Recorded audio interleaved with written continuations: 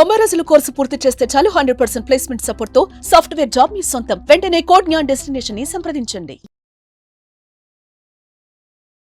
నమస్తే, welcome to Suman TV. ప్రస్తుతం మనతో పాటు ఉన్నారు ఫ్యామిలీ కౌన్సిలర్ రజనీ రమ్మ గారు. నమస్తే మ్యామ్. నమస్తే నవీన. మ్యామ్, పెళ్ళి మనం చాలా వీడియోస్ చేసాం, పెళ్లి కానీ ప్రసాదాల గురించి చేసాం, పెళ్ళి ఎలా చేసుకోవాలి అని కూడా చూసాం. మరి ఇప్పుడు ఏంటంటే పెళ్ళి స్టైల్స్ మారుతున్నాయి చాలా. అంటే కొంతమంది రిజెక్ట్ చేస్తున్నారు, కొంతమంది వెల్కమ్ కూడా చెప్తున్నారు. అంటే పెళ్ళిలో రకరకాలు, ఇంతకుముందు చూసుకుంటే ఒక ప్యాటర్న్ ఉండేది కదా, బంధువులు అందరూ వచ్చి చక్కగా అందంగా కూర్చోబెట్టి అన్ని ఒక ఏమంటారు పద్ధతిలో వెళ్ళేది. కానీ ఇప్పుడు స్టైల్స్ మారిపోయాయి. డెస్టినేషన్ వెడ్డింగ్ అని, సోలో వెడ్డింగ్ అని, డిఫరెంట్గా ఉన్నాయి. ఒక్కసారి మనం వాటి గురించి మాట్లాడుకుందాం. స్టైల్ ఓకే, సిస్టమ్ కూడా మార్చేసుకున్నారు కొంతమంది. ఎస్, కొంతమంది సోఫాలు వేసుకోవడము, స్టూల్స్ వేసుకోవడము, నిలబడి పెళ్ళిళ్ళు చేసుకోవటము. నిలబడి పెళ్ళిళ్ళు చేసుకోవటం అనేది నాకైతే నేను ఎప్పుడు తెలియదు. నాకు చూస్తున్నా ఈ మధ్య ఏమన్నంటే వాళ్ళ ఆచారం అనో ఏం నాకు తెలియదు. ఆచారాలు అలా ఉంటాయా? రాజుల కాలం నుంచి నేను చూస్తున్నాను. మరి అంటే గాంధర్వ వివాహము అలాంటి వివాహాల్లో నిలబడి దండలు మార్చుకోవడం అలాంటి పెళ్ళిళ్ళల్లో చూశాను. మిగతా ఇప్పుడు మీరు స్టైల్ మార్చుకుంటున్నారు అన్న దాంట్లో అయితే ఇప్పుడు ఏ ఆచారంలోనూ నాకు ఇది కనపడలేదు. సరే, ఇంకా స్టైల్ మార్చుకుని పెళ్లి చేసుకున్నా, పాత పద్ధతిలో పెళ్లి చేసుకున్నా, పెళ్ళి అనుకుందాం కాసేపు, నేనేమి దాన్ని సమర్థించట్లేదు. పెళ్ళి అని అనుకుంటే కనుక మరి కాపురాలు సరిగ్గా నిలబెట్టుకుంటున్నారా? అలాగే విడాకులు కూడా అవుతున్నాయి.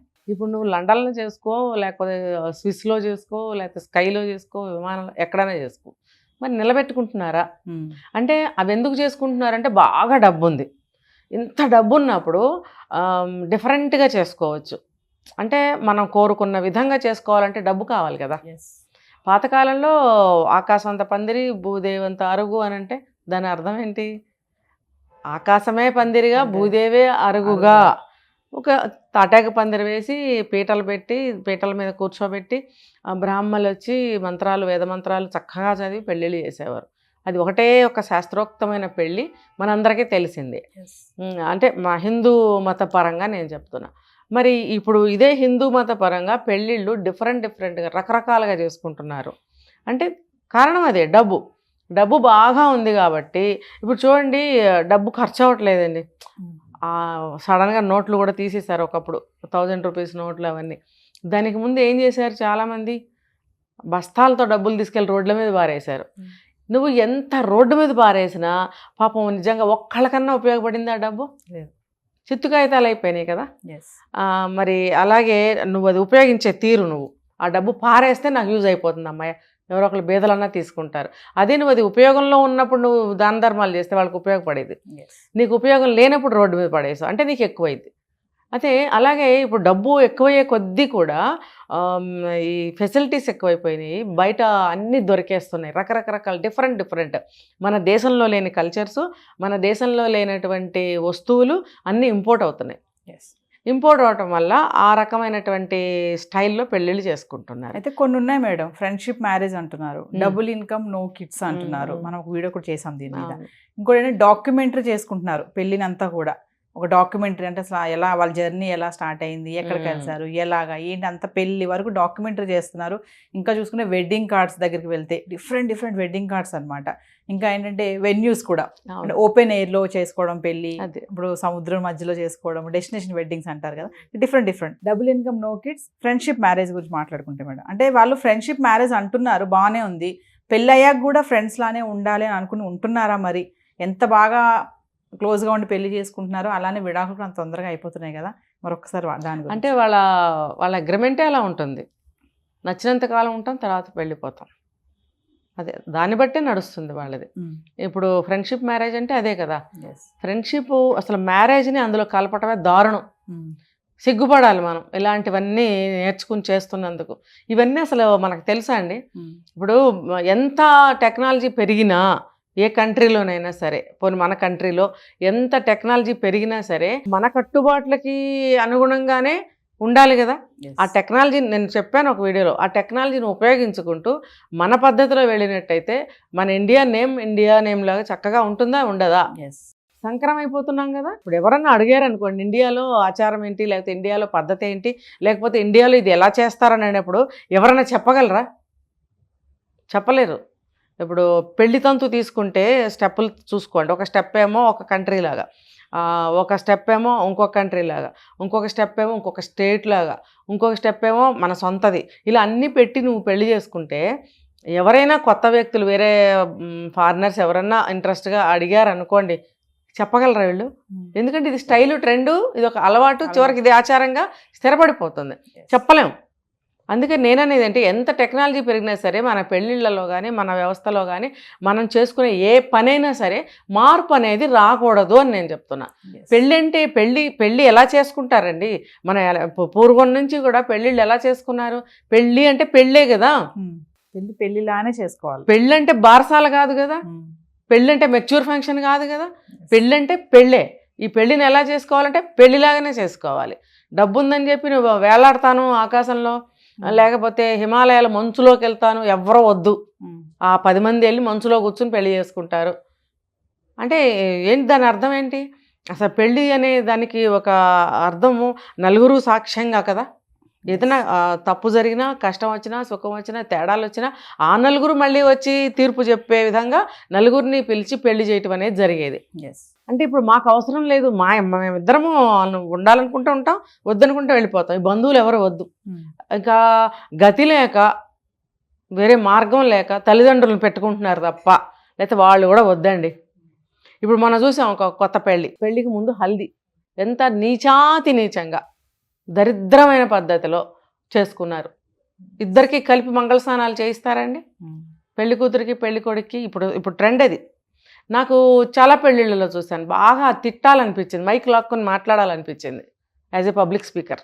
అమ్మాయి ఇంట్లో వాళ్ళ బంధువుల మధ్యలో పెళ్లి కూతురుని చేస్తారు, అబ్బాయి ఇంట్లో అబ్బాయిని పెళ్లి కొడుకుని చేస్తారు వాళ్ళ బంధువుల సమక్షంలో. ఇద్దరు కలిసి ఒక రిసార్ట్ తీసుకునో, లేకపోతే ఒక హోటల్ తీసుకునో, గార్డెన్ తీసుకునో, మీరు అక్కడ ఇద్దరిని కూర్చోబెట్టి పక్క పక్కన స్నానం చేయిస్తారా పబ్లిక్లో? స్నానం అంటే ఏంటండి? బాత్రూంలోకి వెళ్ళి తలుపేసుకుని ఎవరు లేకుండా చేసేది స్నానం. పబ్లిక్లో స్నానం చేస్తావా నువ్వు? హల్దీ అంటే ఏంటి? ఒంటికి నూనె పెట్టి సునిపిండి పసుపు కలిపిన పదార్థం ఉంటుంది, దాన్ని ఇలా పెట్టి ఒళ్ళంతా అందరూ కలిసి బొట్టు పెట్టి చక్కగా ఇలా అప్లై చేసిన తర్వాత అమ్మాయిని తీసుకెళ్ళి నలుగు పెడతారు. ఒళ్ళంతా ఆ పిండితోటి నలుగు పెట్టి చక్కగా మంగళ స్నానం ముత్తైదులు చేయిస్తారు ఇంట్లో లోపల. ఇంట్లో సభ్యులు కూడా అందరూ రారు అక్కడికి. ఎవరైతే పెద్ద ముత్తైదువులు ఉన్నారో, వయసు పిల్లలు కూడా రారు అక్కడికి, యూత్ రారు అక్కడికి, పెద్ద ముత్తైదులు. అలాగే అబ్బాయిని కూడా బాగా అమ్మమ్మలు, నాయనమ్మలు, ముసలమ్మలు, తల్లి కూడా రాదు. ఎంతైనా తల్లి ఇంకా వయసులో ఉంటుంది కాబట్టి అబ్బాయి దగ్గరికి రాదు. పెద్ద ముత్తైదువులు, ఇంకా చాకలాళ్ళు, ఇంకా ఎవరన్నా మేనమామలు, అలాంటి వాళ్ళు అన్నదమ్ములు ఉంటే వాళ్ళు చేయిస్తారు స్నానం. మరి అలాంటి స్నానాన్ని నువ్వు గుడ్డలు ట్రాన్స్పరెంట్ బట్టలు వేసుకొని నీళ్లు పోసేసుకుంటావా? నలుగురిలో అబ్బాయి అయినా సరే నీళ్లు పోసేసుకుంటే ఏమవుతుందండి? బట్టలన్నీ అంటుకుపోయి ట్రాన్స్పరెంట్ అన్ని ఎలా ఉంటుంది సీన్ చూడండి. పబ్లిక్లో నువ్వు స్నానం చేసి అలా చూపిస్తావా అందరికీ? అమ్మాయి అయినా అబ్బాయి అయినా పెద్దవాళ్ళు అలా చేయిస్తారండి. ఏంటంటే ట్రెండ్ అంటే ఇంక బట్టలు ఎందుకు, అది కూడా ట్రెండ్ చేసేస్తే బాగుంటుంది. ఇలాంటి స్నానాలు చేశారు, పోని పక్క పక్కన కూర్చోబెట్టారు, వీడియోలు కలిసి వస్తాయి, పెళ్లి ఖర్చులు కలిసి వస్తాయి, మేము అలా అనుకున్నాం, ఓకే అనుకుందాం. ఆ స్నానం చేసేటప్పుడు ఒకళ్ళ మీద ఒకళ్ళు నీళ్ళు పోసుకోవడం, ఒకళ్ళనొకళ్ళు హగ్గులు చేసుకుని గట్టిగా వాటేసుకోవడం, ముద్దులు పెట్టుకోవడం, ఇంకేమైనా చేస్తున్నారు అక్కడ. కింద పడి దొరలడం, విడివిడిగా కూర్చోబెట్టిన వాళ్ళు ఇద్దరు ఒక సీట్లోకి వచ్చేసి ఒకళ్ళ మీద ఒకళ్ళు పడిపోయి ఎత్తేసుకుని ఇలా ముద్దులు పెట్టేసుకోవడం చూస్తున్నాం, వీడియోలన్నీ వైరల్ అవుతున్నాయి, చేస్తున్నారు. అది మంగళస్నానం.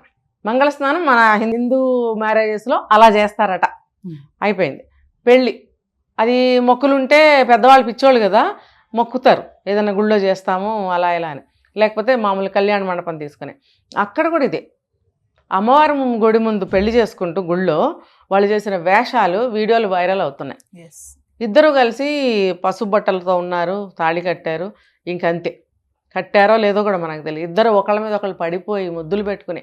అంటే అక్కడ చిన్నపిల్లలు ఉన్నారు, తండ్రి ఉన్నాడు, తల్లి ఉంది, బామ్మలు ఉంటారు, మరి ఫ్రెండ్స్ ఉంటారు, బయట వాళ్ళు పనులు చేసే వాళ్ళు ఉంటారు. అక్కడ ఎన్ని రకాల వాళ్ళు ఉన్నారండి. అక్కడ వాళ్ళందరి ముందు మీరు ఒకళ్ళ మీద ఒకళ్ళు పడిపోయి ఒకళ్ళు ఒళ్ళో ఒకళ్ళు కాళ్ళు దూర్చేసి గట్టిగా వాటేసేసుకొని ముద్దులు పెట్టేసుకుని వీడియో దగ్గరగా తీయడం. మరి ఆ చుట్టుపక్కల ఉన్న వాళ్ళు కూడా ఆపండి అని ఎందుకు అనట్లేదు? ఇది మన హిందూ మ్యారేజెస్ ఇలా ఉంటాయా? మొత్తం ఇండియా మొత్తం తీసుకుంటే కూడా ఎక్కడా కూడా ఇది లేదు, ఎక్కడా లేదు. ట్రెండ్ దీనికి పేరు మళ్ళీ ట్రెండా లేకపోతే స్టైలా? స్టైల్. ఇది ఒక డిఫరెంట్ స్టైల్. ఇవన్నీ ఉన్నాయా? అసలు పెళ్లిలో డిఫరెంట్ స్టైల్స్ ఏమీ లేవు, రెండో పద్ధతే లేదు. అలాంటిది ఎన్ని పద్ధతులు తీసుకొస్తున్నారు. మారుతున్నాయి అంటారు మేడం పద్ధతులు అన్ని? మారుస్తున్నాం, మారట్లేదు. అవేవి మార్చవు, అవేవి మారవు, మనమే మార్చుతున్నాం. స్కూల్ ఉందా అని అడుగుతారు, స్కూల్ ఎక్కడే పోతుంది? స్కూల్ అక్కడే ఉంటుంది, మనం వెళ్ళాం ఆ రోజు. అవునా? ఆఫీస్ ఉందా? ఆఫీస్ అక్కడే ఉంటుంది, మనం వెళ్ళాం. ఇది కూడా అంతే, అవేవి మారవు, మనమే మార్చేస్తున్నాం. ఏంటంటే ఈ స్టైల్ అనేది వెర్రితలలు వేసి పిచ్చెక్కి ఒళ్ళు కొవ్వి డబ్బు ఎక్కువైపోయి ఇంకా మాట్లాడాలంటే చాలా అనొచ్చు. ఇప్పుడు హై క్లాస్ పెద్ద పెద్ద బాగా డబ్బున్న వాళ్ళు చేశారని కాదండి, అందరూ చేసేస్తున్నారు. కింద నుంచి పైదాకా ఒకళ్ళని చూసి ఒకళ్ళు వాతలు పెట్టుకుంటున్నారు. పులికి సహజంగానే వాతలు ఉంటాయి, దానిలాగా నేను ఉండాలని నా అక్క వెళ్ళి నా వాత పెట్టుకుంటే ఒళ్ళు కాలి చర్మం ఊడుతుంది. అది ఎవరు చేయాలో వాళ్ళే చేయాలి. వాళ్ళు ఎవరో చేశారని మనం చేస్తే మనకు తగదది. వాళ్ళు సమర్థించుకుంటారు, వాళ్ళు గట్టినవ్వగలుగుతారు, మీరు అవ్వగలరా? శుభ్రంగా కోడిగుడ్డికి ఈకలు పీకినట్టు ఈ పీకి వదులుతుంది సమాజం. రేపొద్దున వాళ్ళు ఎక్కడైనా కనిపిస్తే ఎంత అభాస్పాలు అవుతారు. వీళ్ళే అని వచ్చిన ఫ్రెండ్స్ ముందు ఆ పెళ్లి కూతురు అలా కనిపిస్తే వాళ్ళ ఆలోచనలు వాళ్ళ దృష్టి ఎలా మారుతుంది? ఇప్పుడు చూస్తున్నాం, పెళ్ళి జరుగుతున్నప్పుడు ఫోటోలు దిగుతారు ఫ్రెండ్స్, పెళ్లి కూతురు దగ్గరగా నిలబడటం, ఫ్రెండ్స్ అని చెప్పి మేచ్ చేసి ఫోటోలు దిగటం, ఇవన్నీ అవసరమా? తింటూ పెట్టుకోవడం. భర్తనేవాడు పెడతాడు, మిగతా వాళ్ళందరూ ఎందుకు పెడతారు? Trend, fashion. ఇదేం ఫ్యాషను నాకు అర్థం కాలే. ఇంకా ఫ్రెండ్స్ అందరూ కలిసి పెళ్ళైన వాళ్ళు పెళ్లి కాని వాళ్ళు ట్రిపుల్కి వెళ్తారు. వాళ్ళు ఒకళ్ళ మీద ఒకళ్ళు చేతులు వేసుకోవడం, నడువుల చుట్టూ చేతులు వేసుకోవడం. నువ్వెందుకు ఫ్రెండ్ భార్య మీద చెయ్యి ఎందుకు వేస్తున్నావు నువ్వు? ఇది మన దాంట్లో ఉందా? మన శాస్త్రంలో, మన ధర్మంలో ఉందా? లేదు. ఇవన్నీ మనం మార్చాం. ఎందుకు మారుస్తున్నాం అంటే ఇంకా మనం రకరకాలుగా తిట్టుకోవాలి, అవన్నీ తిట్టుకోవద్దు, బాధపడతారు జనాలు.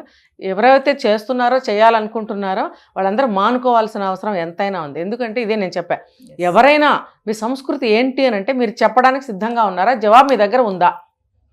మన హిందూ మ్యారేజ్ ఎలా ఉంటుందని చెప్పడానికి పెద్దవాళ్ళకు కూడా తెలియకుండా పోయిన రోజులు ఇవి.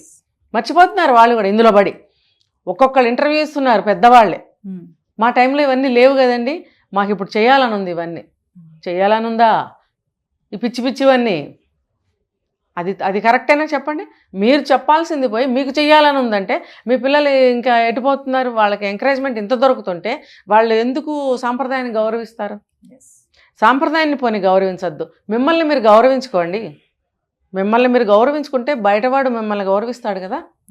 అంటే మీ పరువు మీరే తీసుకుంటున్నారు. గుడ్డలు కూడా తీసుకుని ఒకళ్ళ మీద ఒకళ్ళు పడి ముద్దులు పెట్టుకుంటుంటే బయటవాడు ఈజీగా చేయేస్తాడు. ఏదో ఒక సినిమా ఎక్కడనండి చూశాను ఇట్లా, చాలా అంటే చాలా కల్చర్గా ఉంటారు భార్యాభర్తలు.